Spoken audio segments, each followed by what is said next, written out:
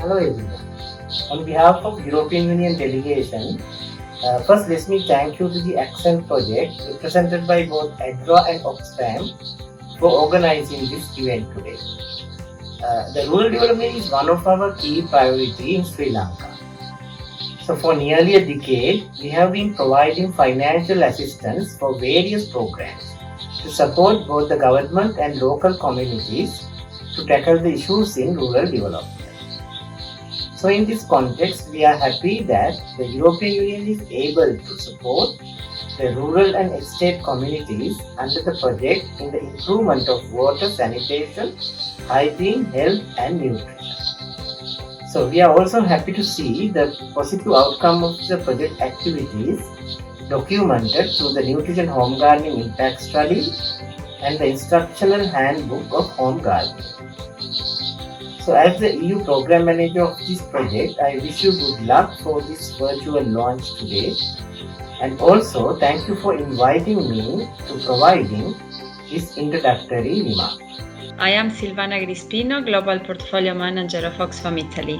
I warmly welcome you to the virtual launch of the Nutrition Home Garden Impact Study conducted by the Assisting Communities in Creating Environmental and Nutritional Development Project, also known as ACCENT for short. The project is funded by the European Union and is being implemented by ADRA UK, ADRA Sri Lanka, Oxfam Italy and Oxfam in Sri Lanka in collaboration with the Government of Sri Lanka. This 4-year project has been contributing towards improving the health, nutrition, hygiene and sanitation in the rural and estate communities of the Uva and central provinces of Sri Lanka. To be specific, the project targets communities in 30 estate divisions in the Nuwara and 22 rural communities in the Matale and Monaragala district. The main outcome of the project is to strengthen communities and public institutions towards an integrated, mutually accountable service delivery system in the WASH and health sector. This will be achieved through the two main approaches. The first being vulnerable rural and estate communities having increased access to WASH facilities, improved personal hygiene and sanitation practices, and community-driven services managed in collaboration with strengthened public authorities. The second is through the improvement of health and nutritional status within the state and rural communities through increased access to proper healthcare, knowledge and practices. As the project is near its ends, it is time to look back at its achievements in the past 4 years of implementation, despite the challenges brought about the COVID-19 pandemic. In this context, the Nutrition Home Garden Impact Study was conducted to ascertain the impact of home garden on households, with a particular reference to crisis situation and nutrition needs. The results of the study were truly encouraging. We hope that you will find this presentation informative and valuable for your work. Finally, on behalf of the project and the communities we serve, we would like to thank the EU delegation in Sri Lanka, who have been instrumental in making all of this possible. Hello, I'm Daria Markek, Programs Officer at ADRA UK, and it's my pleasure to introduce you to the virtual launch of the Nutritional Home Garden Impact Study today. The ASCENT project defines a nutrition home garden as a well-developed farming system that combines physical, social, and economic functions of the space surrounding the family house. It will maximize on the available natural resources while incorporating organic farming techniques to produce a variety of safe and nutritious food to meet the non-staple dietary needs of a family all year round. The focus of the home garden is food first, including sufficient varieties of vegetables, fruits, roots, tubers, legumes, medicinal herbs, spices, and if possible, farm animals, bees and fish to contribute towards healthy eating choices. A well-planned nutrition home garden will help improve the family's nutritional status and serve as a model for the community. The nutrition home gardens implemented in Wilga Muva DS division based on this foundation showed consistent positive outcomes from the community. Therefore, the project conducted a field-based study covering 10 Grama Niladari divisions, including all 200 households involved in the activity, to determine how these gardens contributed to creating resilient communities. This study is the first of its kind in Sri Lanka, and we are excited in making it available to you all today. By disseminating these findings, we hope to contribute towards future planning by relevant stakeholders and bring about positive results in the long term.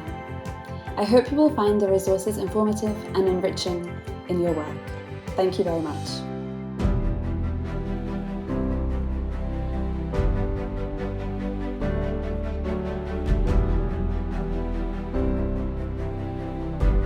This report provides information on the impact of the Nutrition Home Garden activity carried out in the Wilgamuwa DS division of the Matale district through the Ascent project.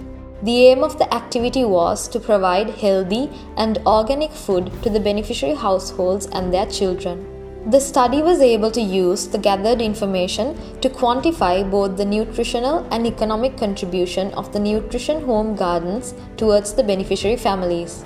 As the true economic value of home gardens have not yet been sufficiently quantified in Sri Lanka, this study aims to shed more light on the subject. The study, which was conducted from November 2020 to January 2021, targeted the entire population, which included 200 households that were part of the activity in the Wilgamuwa division through the Ascent project.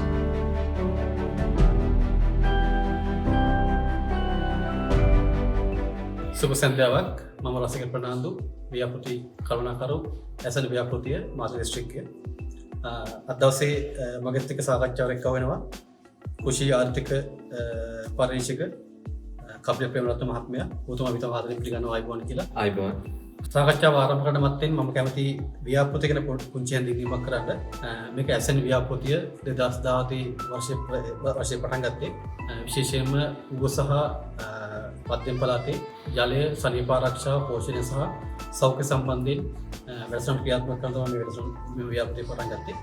එතකොට උග පළාතේ උත්තර සහ වැල්ලවායි කියන පාතිකම් කොටස් වල මධ්‍යම පළාතේ අඹගමුව සහ විල්ගමුව කියන පාතිකම් කොටස් වල තෝරාගත්තු ග්‍රාම සේවා සම්ප්‍රදාය වතු ආශ්‍රිතව මේ වැඩසටහන ක්‍රියාත්මක කරන්නේ. අපි අද දවසේ විශේෂයෙන්ම කතා කරන්නේ විල්ගමුව පාතිකම් කොටසේ වසම් 10ක ක්‍රියාත්මක කරන ලබන වැඩසටහන සම්බන්ධයෙන් විශේෂයෙන්ම මෙම ගෙවතුවක වැඩසටහන මෙහි තෝරාගත්තු වසම් 10ක ක්‍රියාත්මක කරමු ලැබුවා පවුම් 200ක් එක්ක ව්‍යාපෘතිය අවසාන භාගයේ අපි ඉන්න හින්දා අපි හිතුවා මේ සම්බන්ධයෙන් නැවත හැරී බැලීමක් කරන්න එහෙම නැත්නම් පරීක්ෂණ කරලා බලන්න අපි ආපු ගමන් මාර්ගය පිළිබඳව නැවත හැරී බැලීමක් කරන්න මම මුලින්ම කපිල මහත්මයාගෙන් දැනගන්න කැමතියි ඇතරම මේ පර්යේෂණය කරනකොට ඔබතුමාට නැත්නම් මේ පර්යේෂණයේ මූලික අරමුණු වශයෙන් මොන වගේ දේවල්ද බලාපොරොත්තු වෙන අපේ අදහසක් දක්වලා අපි මේක ආරම්භ කරමු. ඔව් රසික මම දැක්ක ඇත්තටම පෝෂණීය ගෙවතු වගාව කියන එක ආරම්භ කරලා තිබුණා මාතලේ දිස්ත්‍රික්කයේ ඔබතුමාලා කිව්වා ඒ පර්යේෂණ සහ ව්‍යාපෘතියත් එක්ක. ඉතින් එතකොට අවශ්‍යතාවයක් තිබුණා පෝෂණීය ගෙවතු වගාව කොහොමද මිනිස්සුන් අතරට ගියේ මොන වගේ ආර්ථික වටිනාකමක්ද ලැබුණේ කියන එක බලන්න. ඒ වගේම අනිත් පැත්තෙන් ගත්තොත් පෝෂණීය ගෙවතු වගාව පෝෂණීය අරමුණු කොහොමද ළඟා කරගත්තේ? ඒ වගේම පෝෂණීය ගෙවතු වගාව මිනිසුන් අතරට ගියේ මොන විදිහටද කියන එක ගැන බලන්න අරමුණක් තිබුණා. ඉතින් එතකොට රිසර්ච් එකේ නැත්නම් මේ පර්යේෂණයේ ප්‍රධාන අරමුණ උනේ මිනිස්සු අතරට ගියපු මේ පෝෂණීය ගෙවතු වගාවේ ආර්ථික වටිනාකම කොහොමද ගණනය කරන්නේ? සහ මොන වගේ වටිනාකමක්ද ලැබුණේ කියන එක. ඊළඟට අපි හැමෝම දන්නවා පහුගිය කාලේ තිබුණා රටේ ආර්ථිකමය ගැටලු සහ කොවිඩ් වසංගතයත් සමග විවිධ කාරණා. ඉතින් එතකොට අපිට අවශ්‍යතාවයක් තිබුණ බලන්න කොහොමද පෝෂණීය ගෙවත්තක්. එහෙම නැත්නම් ගෙවත්තක් තියෙන කෙනෙක්ට මේ වගේ අවස්ථාවක සාර්ථකව මුහුණ දෙන්න පුළුවන්ද බැරිද කියන එක. ඉතින් ඒ හරහා පදනම් වෙලා තමයි මේ පරීක්ෂණය සිදු කරේ ඔය කියන ප්‍රදේශයේ. හරි එතකොට කමිල මේ වා හිතනවද දැන් මේ පෝෂණීය අපි කතා කරන නැත්නම් පෝෂණ සම්බන්ධ මේක එක වෙනුවට මේ කාබනික කියන කතාවක් නේද?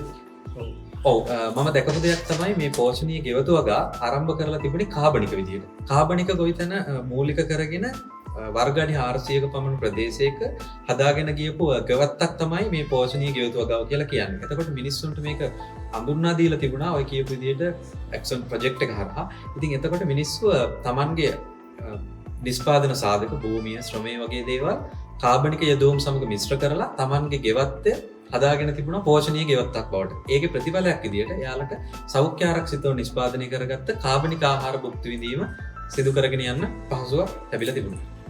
අපිට විතරමද දැන් මේ ගෙවතු වගා වැඩසටහන තුළින් ළමයින්ගේ නැත්නම් මේ ප්‍රජාවේ මේ පෝෂණමය මොකක් හරි වැඩි දියුණුවක් වෙලා තියෙනවා කියලා. මම දැකපු දෙයක් තමයි මේ ව්‍යාපෘතියට බෙනිෆිෂරිස්ලා. එහෙම නැත්නම් ප්‍රතිලාභීන් තෝරා ගන්නකොට එයාලා අරගෙන තිබුණු නිර්ණායක කීපයක් තිබුණා. එකක් තමයි වයස අවුරුදු 5ට අඩු දරුවන්ගේ අඩු බර තියෙන අය පෝෂණය ඌනතාවය තියෙන පදනම මත සලකලා ව්‍යාපෘතියට ඇතුළත් කරගෙන තිබුණා. එතකොට තවත් පැත්තකින් ගත්තොත් නිදන්ගත වකුගඩු රෝගයට වාජනය වෙලා ඉන්න අය හෝ වාජනය විය හැකියයි සලකපු අය සහ ඒ වගේ විවිධ පෝෂණ අවශ්‍යතාවයන් තියෙන අයව මේ ව්‍යාපෘතිය සඳහා තෝරාගෙන තිබුණා. ඉතින් එතකොට මෙයාලගේ පෝෂණීය අවශ්‍යතාවයන් ක්‍රමානුකූලව සපුරාගත් ආකාරයක් දක්නට ලැබුණා. උදාහරණයක් විදිහට මම සමීක්ෂණයේදී ඇහුවා ඔයාලා මොන වගේ සහයෝගයක්ද මේ ව්‍යාපෘතිය තුළින් බලාපොරොත්තු වෙන්නේ? එහෙම නැත්නම් මොන වගේ දෙයක් අරමුණු කරගෙනද ඔයාලා මේ ව්‍යාපෘතියට ඇතුළත් වෙද්දී ඔයාලා මේක කරන්න උත්සාහ කරේ කියලා. එතකොට ගොඩක් අය කියපු දෙයක් තමයි යාළගේ පෝෂණීය අවශ්‍යතාවය, පෝෂණීය ආහාරවල අවශ්‍යතාවය නිසා තමයි මේ වගේ ව්‍යාපෘතියකට යාළා සම්බන්ධ වෙන්න කැමති වුණේ කියලා. ඉතින් එතකොට අපිට දකින්න පුළුවන් මුලින් යාළගේ තිබුණ පෝෂණීය අවශ්‍යතාවයන්. නමුත් මේ ගෙවතු වගාවට සම්බන්ධ වෙලා පෝෂණීය ගෙවත්ත නිවැරදිව සකස් කරගත්තට පස්සේ යාළට පෝෂණීය කාබනිකව නිෂ්පාදනය කරන ආහාර තමන්ගේ ආහාර වලට ඇතුළත් කරගත්ත කියන එක පැහැදිලිව පේනවා. ඔව් ඒකම මේ දැන් ඔය අපිට පෝෂණය ගැන කතා කරනවා වගේම මම හිතන්නේ මම දැක්කා මේ පොදුමගේ මේ ඔය පරිජි සම්බන්ධයෙන් වාර්තාවන් කියවනකොට මේකේ මේ ආර්ථිකමය වටිනාකම ගැන සඳහන් කරලා තිබුණා. එතකොට අපි දන්නවා සාමාන්‍යයෙන් ඕනම මේ දැන් අපි මෙහි ගත්තොත් හැමදාම වගේ සාමාන්‍යයෙන් පුංචි ගෙවත්තක් තියෙනවා. සාමාන්‍ය මිස් පෙලක් හරියට ඕනේ. ඒකට මෑවලක් තියෙනවා වගේ මේ සාමාන්‍ය ගෙවත්තක් හැම ගෙදරක වගේ පවත්වාගෙන යනවා. එතකොට මේ අපි ගෙදර තියෙන ගෙවත්තට ඇත්තටම මේ ආර්ථික වටිනාකමක් දෙන්න පුළුවන්. ඒ නැත්නම් මොන වගේ විදිහට ඒක දෙන්න පුළුවන්ද? ඔව් ගොඩක් වෙලාවට අපි ගත්තොත් ලංකාවේ සෑම ගෙදරකම වගේ ගෙවත්තක් දක්නට ලැබෙනවා. නමුත් මේ ගෙවත්ත කියන එකට සමහර විට අපි ආර්ථික මේකයක් විදිහට ලොකු අවධානයක් යොමු කරලා නැහැ. නමුත් දැන් රසික ඇහුවා වගේ අපිට පුළුවන්කමක් තියෙනවා ඇත්තටම ගෙවත්තෙන් ලොකු ආර්ථික වාසියක් ගන්න. හැබැයි මෙතනදී අපි කාරණා කීපයක් ගැන සලකන්න ඕන. පළවෙනි එක තමයි නිසි පරිදි ගෙවත්ත සාදා ගන්න ඕන. එතකොට මම එක කියන්නම් කොහොමද මෙයාලා කරලා තිබුණේ කියන එක. මම පරීක්ෂණය කරගෙන යද්දි දැකපු දෙයක් තමයි උපදෙස් ලැබිලා තිබුණා ගෙවත්තක් හදාගන්න. උදාහරණයක් විදිහට ගත්තොත් කාබනික යදවුම් යොදා ගන්නවා. ඒට අමතරව සාම්ප්‍රදායික කෘෂි කාර්මික ක්‍රම යොදා ගන්නවා. ඉතින් මේ වගේ කාරණාත් එක්ක යදවුම් ප්‍රමාණය සෑහෙන දුරට වෙළඳපොලින් තොරව තමන්ට නිෂ්පාදනය කරගන්න පුළුවන් බීජ, තමන්ට නිෂ්පාදනය කරගන්න පුළුවන් පලිබෝධ නාශක වගේ ජාති හදා ගන්නවා. ඉතින් එතකොට එක පැත්තකින් මේ ගෙවත්තේ නිෂ්පාදන වියදම අඩු කරගන්නවා. ඊළඟට අපි දන්නවා දැන් මේ ගෙවත්තේ විවිධ භෝග වර්ග සාදා ගන්න පුළුවන්. එතකොට මේ භෝග වලින් ලැබෙන අස්වැන්න අතිරික්තව ලැබෙන අස්වැන්න වෙළඳපොළට ඉදිරිපත් කරන ගමන් තමන්ගේ පරිභෝජනය සඳහා තමන්ගේ නිවසේ පරිභෝජනයට ගෙවත්තෙන් අපිට ලබා ගන්න පුළුවන් විවිධ භෝග වර්ග, විවිධ කැම ජාති. එතකොට අපිට දකින්න පුළුවන් තමන්ගේ මාසික ආහාර සඳහා යන වියදම කිසියම් ප්‍රමාණයකට අඩු කර ගැනීම. එතකොට මේ අඩු කරගන්න ප්‍රමාණය සහ වෙළඳපොලින් අපිට ආදායමක් විදිහට ලැබෙන ප්‍රමාණය ගත්තාම ආර්ථිකයට ගෙවත්තෙන් ලොකු දායකත්වයක් ලැබෙනවා. එතකොට ඔක ඇත්තම කොහොමද ගණනය කරන්නේ? ඒක මම සාමාන්‍යයෙන් අපි දන්නවා දැන් මේ ගණනය කරන්න මොකක් හරි අපිට සාධක තියෙන්න ඕනේ. ඔව්. කොහොමද අතන ඒ කාරණේ ඔව් මම ඒකත් කියන්නම්. දැන් එතෙන්දී මම දැකපු දෙයක් තමයි අපි පරීක්ෂණයක් කරනකොට ඔබතුමා කිව්වා හරි අපිට දත්ත අවශ්‍ය වෙනවා. දැන් දත්ත අවශ්‍ය වෙද්දී අපිට තියෙන ගැටලුවක් තමයි නිවැරදි දත්ත කොහොමද ලබා ගන්න කියන. නමුත් මට මෙතෙන්දී ඇත්තටම ලොකු ගැටලුවක් වුණේ නැහැ. මොකද මෙයාලට දීලා තිබුණා උපදේශක් මුලින්ම Tamanගේ ගෙවත්තෙන් නිෂ්පාදනය කරන ආහාර කොච්චර ප්‍රමාණයක් නිෂ්පාදනය කරාද කොච්චර ප්‍රමාණයක් වෙළඳපොළට ඉදිරිපත් කරාද වටිනාකම කීයද කියන එක සටහන් කරගන්න. මම පෙන්නුවත් මෙන්න මේ වගේ පොතක එයාලා ගෙවතු වගාවෙන් ලැබෙන දේවල් සටහන් කරගෙන තිබුණා. එතකොට දැන් අපිට පේනවා දැන් උදාහරණයක් විදිහට ගත්තොත් මෙන්න මේ වගේ වගුවක එයාලා සටහන් කරගන්නවා.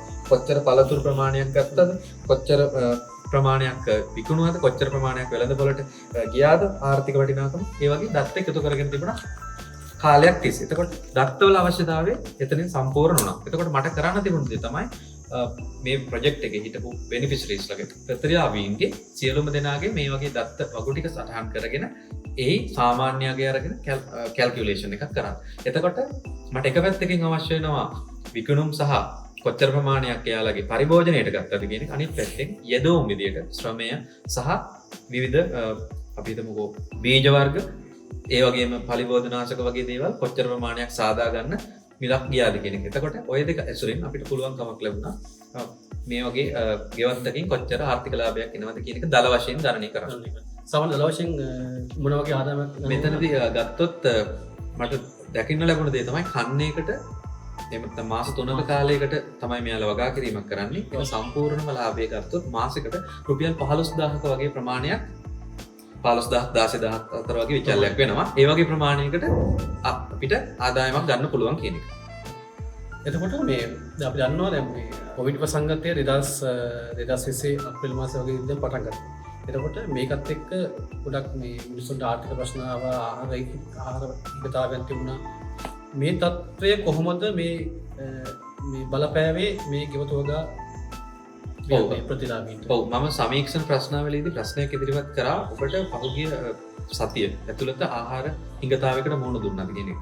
ඒ වගේම පසුගිය වසර ඇතුළත මේ කිසිම එකකට මෙයාලගේ තිබුණු ප්‍රතිචාරය තමයි අපිට ධාන්‍ය වර්ග, කුළුබඩු සහ පළතුරු වල අතිරික්තයක් තිබුණා කියන එක ඇරෙන්න එයාලගේ හිඟතාවයක් තිබුණේ නැහැ කියන එක. ඒ වගේම මම ඇහුවා වෙළඳපොළ මත රඳා පවතින ද්‍රව්‍ය වලට ඔබට කොහොමද හැකියාවක් තිබුණාද මිලදී ගන්න එහෙම නැත්නම් පරිභෝජනය කරන්න. එතකොට මම දැකපු දේ තමයි වෙළඳපොළ මත රඳා පවතින දේවල් වලට උදාහරණයක් විදිහට කිව්වොත් ගෙවත්තේ නිෂ්පාදනය කරන්නේ නැති දේවල් වලට එයාලගේ පැහැදිලිවම පරිභෝජනයේ අඩුවක් තිබුණා. නමුත් ගෙවත්තේ නිෂ්පාදනය කරගත හැකි දේවල් වල හොඳ පරිභෝජනයක් වෙනවා. තවත් මම එතනින් ඔබට ගිහින් කතා කරොත් මට හිතෙනවා දැන් අපි ගත්තා පහුගිය පැය 24 ඇතුළත අහඹු ලෙස ගත්ත දවසක ආහාර පරිභෝජනය. එතකොට දැකපු දෙයක් තමයි එයාලගේ පළතුරු සහ එළවලු ධාන්‍ය වර්ග පරිභෝජනය සැලකිය යුතු මට්ටමක තියෙනවා. ඒ කියන්නේ ගෙවත්තෙන් පැහැදිලි දායකත්වයක් ලැබිලා තියෙනවා. මොකද මේ අධ්‍යයනය සිදු කරේ කොවිඩ් වසංගතයෙන් පීඩා විඳින කාලෙක. ඉතින් එතකොට යාළගේ ආහාර පරිභෝජනයට ගෙවත්තෙන් ලොකු දායකත්වයක් ලැබිලා තියෙනවා කියන එක මට පැහැදිලි වුණා. එතකම කපිල දැන් ඔතම කොහොමද දකින්නේ ව්‍යාපෘති විදිහට මිනිසුන්ට හම්බෙලා තියෙන දායකත්ව විශේෂයෙන් පුහුණු සම්බන්ධයෙන් නැත්නම් මොකද අපි බීජ ලබා දුන්නා ඒ වගේ දේවල් සම්බන්ධයෙන් සමහරකට මම අපි දැකලා තියෙනවා ගොඩක් ඒ බීජ නැවත මේ සංරක්ෂණය තියන් ඉන්නවා ඒත් ඒක පුහුණුවට පාවිච්චි කරලා තියෙනවා. ඒ සම්බන්ධයෙන් මේ පරීක්ෂණයේ අවදානම් වුණා. ඔව් මම මේ රිසර්ච් එක කරනකොට පරීක්ෂණය කරගෙන යනකොට මම දැකපු දෙයක් තමයි මෙයාලගේ සක්සස් නැත්නම් සාර්ථකත්වයේ කියන එක පිටිපස්සේ තියෙන සාධක හොයන්න ඕන කියන කාරණාව. මම එතනදී ඇහුවා ඔයාලා ඇයි මේ ගෙවත්ත තෝරගත්තේ කියන එක. ගෙවතු වගාව තෝරගත්තා. එතකොට එයාලා කිව්වා අපිට විවිධ සහයෝගයන් ලැබුණා. එතකොට එක කොටසක් තමයි එයාලට ලැබුණු පුහුණුව සහ ප්‍රායෝගික දැනීම. එතකොට මේක සාර්ථකත්වයට එක හේතුවක් තමයි මේ පුහුණු සැසි කරගෙන යද්දී ප්‍රායෝගිකව සහ තමන්ට එදිනෙදා භාවිතා කරන්න පුළුවන් ද්‍රව්‍යයන් උපයෝගී කරගෙන කොහොමද ගොවිතැන් කරන්නේ සහ විශේෂයෙන්ම කාබනික යෙදවුම් හදාගන්න කියන එක කියලා දීලා තිබුණා. දැන් උදාහරණයක් විදිහට කිව්වොත් මේ ප්‍රොජෙක්ට් එකේ කන්සල්ටන්ට් විදිහට හිටිය මිස්ටර් ලලේන්ද්‍ර වගේ අය ලොකු කැපකිරීමක් කරලා තිබුණා. ඒ කැපකිරීමත් එක්ක යාලා ෆීල්ඩ් ලෙවල් එකට නැත්නම් ශේෂ්ත්‍රයට ගිහිල්ලා මේ ප්‍රායෝගිකව ක්‍රියාකාරකම් මගින් මේ තාක්ෂණය කොහොමද ගෙනියන්නේ කියන එක ගැන හොඳ අවබෝධයක් ලබා දීලා තිබුණා සහ ඒක සාර්ථකත්වයට දායක වුණා කියලා කියන්න කැමතියි. හරි. එහෙනම් මම අවසාන වශයෙන් මගේ අවසාන ප්‍රශ්නය මේ කපිල ගෙවතුවගා වැඩසටහන සම්බන්ධයෙන් ඔබතුමා පරිශන අපි දරනා ක්‍රියාත්මක කරා ඔබතුමා පරිශන කරා ඔබතුමාගේ තියෙන නිරීක්ෂණ සහ යෝජනාවන් මොනවද මේ ක්‍රියාකාරකම් සම්බන්ධයෙන්? ඔව් ඇත්තටම මේක ආර්ථිකමය වශයෙන් සහ පෝෂණමය වශයෙන් ඉතාමත් වැදගත් දෙයක් කියලා කියන්න පුළුවන්. ඒ නිසා මිනිසුන් අතරට කාබනිකව ගෙවත්තක් සකසා ගැනීම කියන එක අරන් යනවා නම් එයාලට හොඳ දැනුවත් කිරීමක් කරන්න ඕන. මම හිතන්නේ මේ ව්‍යාපෘතිය සාර්ථක වෙලා තියෙන එක හේතුව. ඒ වගේම තමයි අද කාලේ අපි ගත්තොත් වෙළඳපොළ මත ගොඩක් දේවල් අපි රඳා පවතින්න උත්සාහ කරොත් සමහරවිට වෙළඳපොළට පොඩි හිරිහැරයක් එහෙම නැත්නම් වෙළඳපොළට තර්ජනයක් ආවොත් අපිට ආහාර සුරක්ෂිතතාවය ගැන ගැටලුවක් එනවා. ඉතින් ඒ වගේ වෙලාවක අපිට පුංචි ඉඩකඩක අපි කාබනික ගොවිතැන භාවිතා කරලා කාබනිකව එළවලු වගා කරගන්න. එහෙම නැත්නම් Tamanට අවශ්‍ය ආහාර වගා කරගෙන තිබුණොත් ඒක Tamanට ඉතාමත් වාසි සහගත තත්ත්වයක් වෙන්න පුළුවන්. ඒ වගේම තමයි මම තව විශේෂයෙන්ම දැකපු දෙයක් මේ ව්‍යාපෘතිය ගොඩක් වෙලාවට කරගෙන ගිහිල්ලා තිබුණේ ග්‍රාමීය ප්‍රදේශයක. ඒ වගේම කාන්තාවන්ගේ ඉතා විශාල දායකත්වයක් මේකට ලැබිලා තිබුණා. විශේෂයෙන්ම කාන්තාවන්ගේ මූලික කාරණයක් විදිහට මේ ගෙවත්ත රැකබලා ගැනීම කරනවා කියන එක මම නිරීක්ෂණය කරා. ඉතින් එතකොට මට කියන්න පුළුවන් ග්‍රාමීය ජීවත් වෙන කාන්තාවකට ගෘහාර්ථිකයට හොඳ දායකත්වයක් දක්වන්න කදිම අවස්ථාවක් තමයි මේ වගේ පෝෂණීය ගෙවත්තක් තමන්ගේ ගෙදර සකස් කර ගැනීම. හරි. එවනම් කාබනික නැත්නම් පෝෂණීය ගෙවත්තක් සාමාන්‍යයෙන් අපි ගෙදර තියෙනවා කියන එකේ ලොකු වටිනාකමක් අපිට තියෙනවා. ඉතින් ඒ සම්බන්ධයෙන් මේ පරිශන කරපු අපේ කපල මහත්මයාට මේ ස්වාධීනව මේ පරිශන කරපු කපල මහත්මයාට ස්තුතියි. ඒත් එකම අපි බලාපොරොත්තු වෙනවා ඔබතුමාගෙන් ඉස්සරහට ඉදිරියට මේ වගේ රසායනකට උදාගත ලබා දෙන්න. එහෙනම් අද දවසේ විවසන සදා සාකච්ඡා කරන්නට බොහොම ස්තුතියි.